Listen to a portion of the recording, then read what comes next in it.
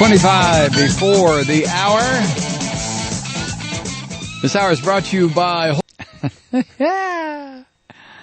Malachi in Saskatoon. Right, you notice how nobody now is talking about Powell's endorsement. They're talking about Sununu's racist comment. Powell's endorsement has been neatly nullified. Nobody's talking why he endorsed Obama. The press has been distracted. I'd use a different word from distracted, Malachi.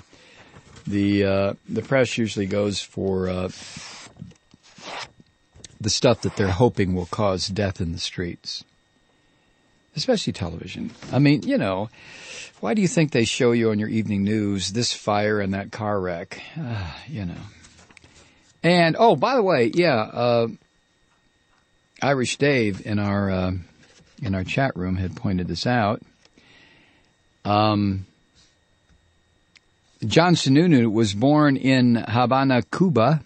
He was the son of Victoria Dada, D-A-D-A, I love it, and John Sala Sununu, an international film distributor, a Palestinian who belonged to the Greek Orthodox Church of Jerusalem. His father grew up in the Ottoman Empire's I can't read the Arafat of Jerusalem. Arafat? Mustafa, whatever, of Jerusalem in Palestine. And his mother was born in San Salvador, El Salvador, as part of the mass exodus of Ottoman subjects seeking a better life abroad.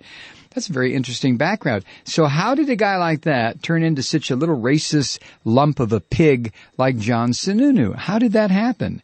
He's got Palestinian, Greek Orthodox. He was born in Cuba, El Salvador. How did that happen? I wonder if there's any kin to Idi Amin Dada, his mother. Wasn't that Idi Amin's last name? Tribal name or something? So leave it to good old John Sununu to say out loud what the rest of these Republican pigs only say in private.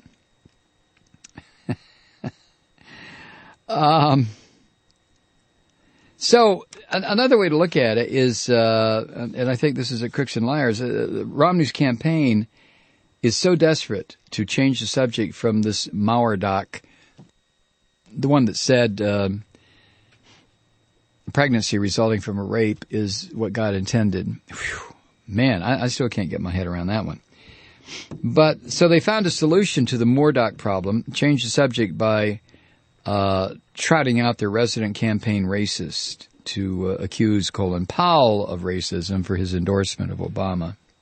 Isn't this fun?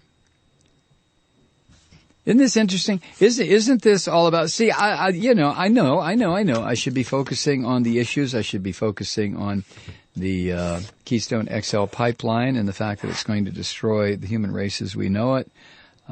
We should be focusing on this massive storm of the century, another one that is plowing its way through the western Atlantic right now and is probably going to slam into New England with the fury of 10,000 butterfly sneezes. And but no, here we sit talking about this crap. The phone number here is 877-996-2556 if you want to join in. Also, I think this was at Al Babe, the writer, artist formerly known as Al Gordon, sent this to me. It's either from Crooks and Liars or from somewhere. John McCain went on Brian Kilmeade's radio show this morning to shake his angry fist like he was yelling at a squirrel to get off his damn lawn. McCain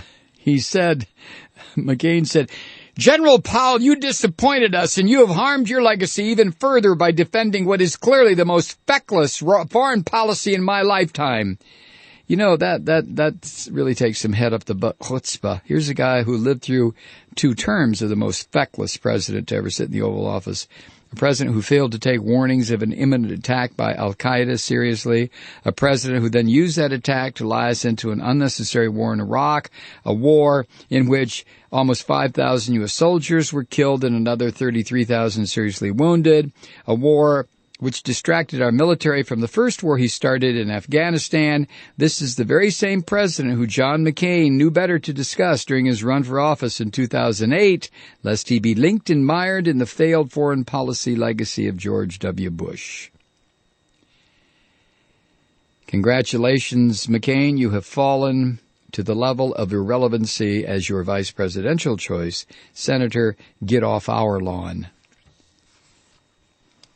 My God.